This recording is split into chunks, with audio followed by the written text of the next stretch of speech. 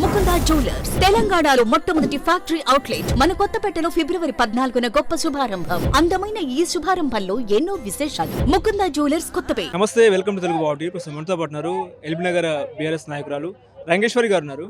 Madam, ఏంటండి sudden గా ఇక్కడ బీఆర్ఎస్ సభ పెట్టడము, ఇప్పుడు మాజీ సీఎం కేసీఆర్ ఇక్కడికి వస్తున్నారు, అది ఎందుకు పెట్టారు సభ? తెలంగాణ ప్రజలని మభ్యపెట్టి అధికారంలోకి వచ్చిన కాంగ్రెస్ పార్టీకి ధీటుగా తెలంగాణ అంటేనే కేసీఆర్ గారు అంటేనే తెలంగాణ. మాకు పార్టీ జయగొట్టడంలోనే కేసీఆర్ గారు ఉంటారు. తెలంగాణ రాష్ట్రం కేసీఆర్ గారు లేకుండా లేదు అసలు. వీళ్ళు వచ్చి రాష్ట్ర ప్రజలకి అబద్ధాలు చెప్పి, దొంగ మాటలు చెప్పి, లేని హామీ అమలు కాని హామీలు ఇచ్చి ప్రజల్ని అన్యాయం చేస్తున్నారు. వాళ్ళు వచ్చినప్పటి నుండి ఎవరూ సాటిస్ఫైడ్గా లేరు. ప్రశాంతంగా ఉన్న తెలంగాణ రాష్ట్రాన్ని నాశనం చేయడానికి వచ్చిరా. ఎవరి దగ్గర నుండి అయితే తెలంగాణ రాష్ట్రాన్ని కాపాడుకొని తెలంగాణని ప్రజలు నష్టపోతున్నారని కేసీఆర్ గారు ఒకరు కాదు, ఎంతోమంది ఉద్యమకారులు అందరు కలిసి తెచ్చిన రాష్ట్రాన్ని నాశనం చేయడానికి వచ్చిన, భ్రష్టు పట్టేయడానికి వచ్చిన కాంగ్రెస్ పార్టీకి కళ్ళు తెరవాలి ఈరోజు కేసీఆర్ గారి మాటలతోని. ప్రజలు కూడా తప్పుగా ఆలోచించి వాళ్ళని నమ్మడం తప్పు అయిపోయింది. సో దాని గురించి అని కృష్ణా వాటర్ని సెంట్రల్ గవర్నమెంట్కి అప్పచెప్పడం అనేది ఏ విధంగా కూడా యాక్సెప్టబుల్ కాదు. నీళ్లపై మళ్ళీ యుద్ధం మొదలు పెట్టారంటే ఏం చెప్తారు? ప్రజలకి ఏది కావాలి అని కేసీఆర్ గారు మొదటి నుండి ప్రజలకు కావాల్సిన పనుల మీదనే ఆయన చేసే పనులు ప్రతి ఒక్కటి. ఏదైనా రాజుకి అధికారం ఉన్నా రాజే అవుతాడు, అధికారం లేకున్నా రాజే అవుతాడు. గవర్నమెంట్ లేకున్నా ఉన్నా ఎప్పుడు ప్రజల మాట కేసీఆర్ గారి మాట. సో వాటర్ గురించి అని కాదు, ఏది ప్రజలకు సమస్య వస్తున్నా ఆ గల్లం ఎత్తుతాడు ఖచ్చితంగా. ఆయన వెనక మేమంతా టీఆర్ఎస్ ప్రజలందరం ఉంటాం. ఇప్పుడు సీఎం రేవంత్ రెడ్డికి భయపడే అసెంబ్లీకి కేసీఆర్ రావట్లేదు అని చెప్పేసి కాంగ్రెస్ పార్టీ నాయకులు చెప్తున్నారు. నిజమే అంటారా? దేశాన్ని ఎదిరించిన మనిషి అండి, దేశంలో పెద్ద పెద్ద నాయకులను ఎదిరించిన మనిషి, ఒక్క మనిషి. ఈయన ఈ చిన్న మనిషి రేవంత్ రెడ్డి గారికి భయపడ్డామని అనుకోవడంలో అర్థం లేదు, అసలు పోల్చుకోవడానికి కూడా లేని మనిషి ఆయన. ఓకే, అంటే ఇప్పుడు సీఎం రేవంత్ రెడ్డి కేసీఆర్ మీద చేసిన వ్యాఖ్యను ఎట్లా చూస్తారండి? వ్యాఖ్యలన ఇక ఒక మనిషికి ఆయన విఘ్నత లేని మనిషి. ఒక సీఎం హోదాలో ఉండి మాట్లాడే మాటలు ఒక్క మాట కూడా వినడానికి విచక్షణ కోల్పోయి మాట్లాడుతూ, సీఎం గారని నేను ఇప్పుడు ప్రజలు అధికారం ఇచ్చారు, సీఎం పోస్ట్లో కూర్చున్నాడు, ఆ పోస్టుకు విలువిచ్చి హుందాగా బిహేవ్ చేయాల్సిన మనిషి.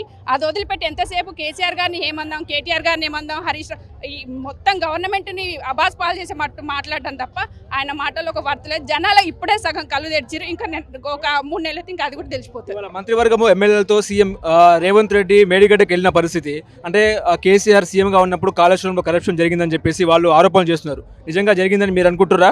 జరిగింది అనుకుంటే నేషనల్ ఆర్గనైజేషన్సే one of the best, world of best project అని చిన్న మైనర్ ప్రాబ్లమ్స్ ఉండొచ్చు, అవి రెక్టిఫై చేసి ప్రజలకి ఎట్లా యూజ్ చేయాలని ఆలోచించాలి తప్ప అది తప్పు అని రాష్ట్రాన్ని తప్పు కింద చూపిస్తుంటే ఆయన ఇజ్జత్ కూడా పోతుంది అన్నది ఆయన ఆలోచిస్తలేడు. బీఆర్ఎస్ పని అయిపోయింది, ఇప్పుడు బీఆర్ఎస్ బీజేపీలో విలీనం అయిపోతుంది, ఇక కేసీఆర్ ఖేల్కతం దుకాణం బంద్ అని చెప్పేసి కాంగ్రెస్ పార్టీ నాయకులు చెప్తున్నారు. నిజంగా అట్లా జరిగే అవకాశం ఉందా? ఎక్కడో అధపాతాలనున్న ఎవరు మర్చిపోయిన కాంగ్రెస్ పార్టీని ఏదో కొస ఊపిడితో అధికారంలోకి వచ్చి కూర్చుండు రేవంత్ రెడ్డి. కేసీఆర్ గారు ఎవ్వరు లేకున్నా తెలంగాణ నానుడు పట్టుకొని రాష్ట్రాన్ని తెచ్చిండు, దేశ సెంట్రల్ గవర్నమెంట్ని ఎదిరించి. అట్లాంటి పని అయిపోయింది అనుకుంటాను. ప్రజల్లోంచి వచ్చిన పార్టీ అండి టీఆర్ఎస్ పార్టీ. సో ఎక్కడ కూడా పని అయిపోయింది అనడానికి ఎక్కడ ఛాన్స్ లేదు.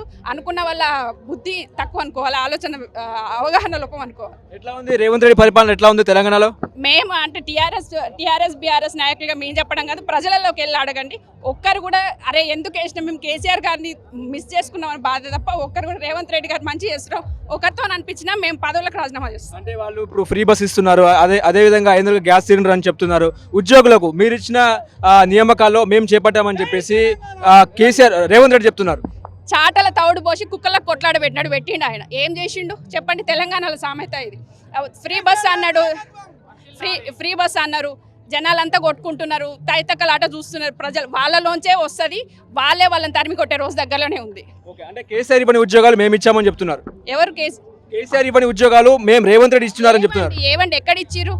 తెలంగాణ రాకముందు నీళ్లు నిధులు నియామకాల కింద వచ్చిన తెలంగాణ రాష్ట్రము వాళ్ళ గవర్నమెంట్ నుండే మన తెలంగాణ వచ్చింది. అప్పుడు నిధులు నియామకాలు ఉంటే మన తెలంగాణ రాష్ట్రం కోసం ఇంత కొట్లాట, ఇంత ప్రాణ నష్టం, ఇంతమంది ఉద్యమకారులు ఎందుకు ఊడుతుంటే చెప్పండి? మళ్ళీ అదే రాష్ట్రం వచ్చింది, అదే పెత్తందారులు వచ్చిర్రు, అదే కాంగ్రెస్ గవర్నమెంట్ వచ్చింది. మళ్ళీ తెలంగాణ రాష్ట్ర ప్రజలకు అన్యాయం జరగడానికే వాళ్ళంతా మళ్ళీ వచ్చారు. ఇప్పుడు బీజేపీ బస్ యాత్ర అని చెప్తుంది, ఇక మా టార్గెట్ ఖచ్చితంగా ఎంపీ స్థానాలు అని చెప్తున్నారు బండి సంజయ్. ఇక బీజేపీ గురించి మాట్లాడతారు. ఆయన పండగల్ని సోమవారం మంగళవారం 1వ తారీఖు 2వ తారీఖు గుర్తు చేసే మనిషి, ఆయన గురించి మాట్లాడుకోవడం వేస్ట్ అండి. ఇప్పుడు అంటే మీరు థర్డ్ ప్లేస్ లో ఉన్నారు, బీఆర్ఎస్ థర్డ్ ప్లేస్ లోకి వెళ్ళిపోయింది, మేము సెకండ్ ప్లేస్ లో ఉన్నామని చెప్తున్నారుగా. తెలంగాణ రాష్ట్రం అంటేనే టీఆర్ఎస్ పార్టీ కేసీఆర్ గారు అండి. ఫస్ట్ సెకండ్ థర్డ్ ప్లేస్తో సంబంధం లేదు. కేసీఆర్ గారు ఎక్కడ ఉంటే తెలంగాణ ప్రజలు అందరు అక్కడే ఉంటారు. 1-2 ప్లేసులు పెట్టాల్సిన అవసరం లేదు. లోక్సభలో మీకు ఎన్ని సీట్లు వచ్చే అవకాశం ఉంది? వస్తాయండి, అన్నీ వస్తాయి. రిజల్ట్ చెప్తుంది, ఏదైనా రిజల్ట్ చెప్తుంది.